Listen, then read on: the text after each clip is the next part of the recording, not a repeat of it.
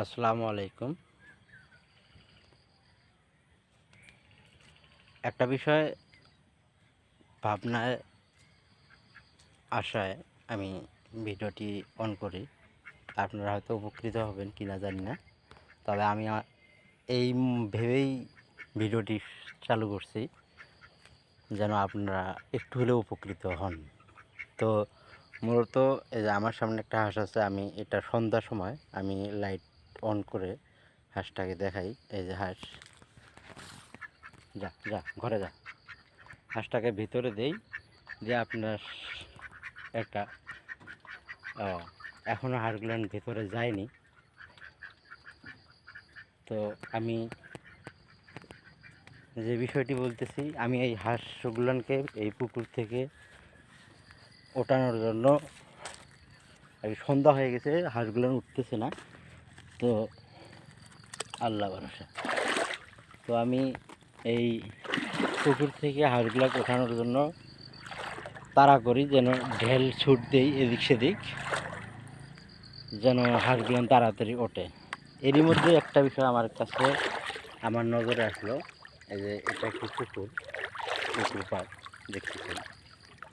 তো এর মাঝে এই বিষয়টি আসলো যে আমার একটা মাছ মরে আছে, পানিতে ভেসে আছে, এবং আমি এটা একটু পর্যবেক্ষণ করছি যে এর আশেপাশে যে পানিটা, সমস্ত পানিটা আর কি, যে নীল আবরণটা বা একটা আবরণ আছে পানিতে, আপনারা হয়তো বুঝতে পারতেছেন কিনা জানি না, এর উপর একটা আবরণ আছে। কিন্তু এই মাছটা এখানে মরে যাওয়ার কারণে এর ভিতর থেকে গ্যাস বা পচা দুর্গন্ধ আসার জন্য এখানকার যে আবরণটা সরে গেছে। তার মানে এর থেকে যে গন্ধটা বা এর পচার যে ইয়েটা, এই যে একটা তেল বাইর হইতেছে, যেমন এখানে যদি আপনারা কেরোসিন তেল বা যে কোনো তেল দেন এই পানির মধ্যে, তো আসলে মাছেরও তো তেল থাকে। এই মাছের তেলটা, হ্যাঁ পেঁয়াজ দেখতে পাচ্ছেন, এটা সিলভার কাপ বলে, হ্যাঁ সিলভার। তো এই মাছের তেলটা সরে গেছে এই পানিতে।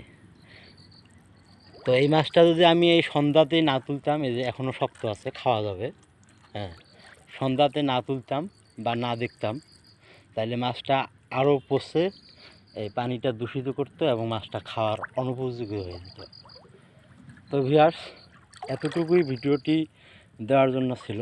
কিন্তু আমি আরেকটি কাজ এখানে করছিলাম, তো সেটিও আপনাদের সামনে তুলে ধরি। যা হলো, আমি এখানে একটি কলার ভুড়া বা নৌকা বা ভেলা তৈরি করি। তো এই ভেলাটি যখন নষ্ট হয়ে যাওয়ার পথে আমি ভেলাটি তৈরি করি, মূলত এখানে হাঁসের বাচ্চা ছিল, হাঁসের বাচ্চাগুলোকে সন্ধ্যাতে এই যে পানিতে নেমে যন্ত্রণা হয়, এ কারণে আমি এই ভুড়াটা, আমরা এলাকাতে যেটা বলি ভুড়া, কলা গাছের ভুড়া, বা আপনারা যেটাকে ভেলা বা নৌকা যাই বলেন আর কি, এটা করছি। কিন্তু এটা যখন নষ্ট হয়, পচে যায়, এর উপরে বিভিন্ন আমি মাটি দিই, সারের মাটি বা সার, এটা জৈব মাটি, এটা মূলত দিয়ে একটি মিষ্টি কুমড়ার গাছ রোপণ করি। পাশে একটু মরিচ গাছ দিই, এটা এমনিতেই গজায় উঠছে। এর নিচে আরেকটি টমেটো গাছ এমনিতেই গজায় উঠছে। মরিচ গাছ দিছি আমি, টমেটো দিছি, বটবটি দিছি একটা। এখানে একটা পানি কুমড়া বা জালি যেটাকে বলি, এটা দেওয়ার আমার নিয়ত আছে। তো ভিউয়ার্স, এতটুকু ভিডিওটি ছিল। আপনারা যারা অল্পতেই বুঝতে পারবেন, ভিডিওটি আমি দীর্ঘায়িত করবো না, দীর্ঘক্ষণ করবো না। এই জন্য আপনাদের যাদের আর কি, আমি মূলত এটা এখানে করছি গড়ে, আর আমার তরি তরকারি হবে না, ওখানে কুশ আর বা আখ তৈরি করা আছে অন্যান্য গাছের কারণে, অন্যান্য এখন শাকসবজি হবে না এখানে। তো জাংলা দেখতে পাচ্ছেন, আমি আরও করছিলাম এর আগে, কিন্তু পানিতে এই প্রথম, ভাসমান এই প্রথম আমি করছি এটা।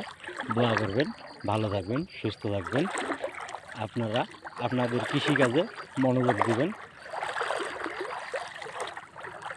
সফলতা ইনশাল্লাহ পাবেন। আসসালামু আলাইকুম, ভালো থাকবেন।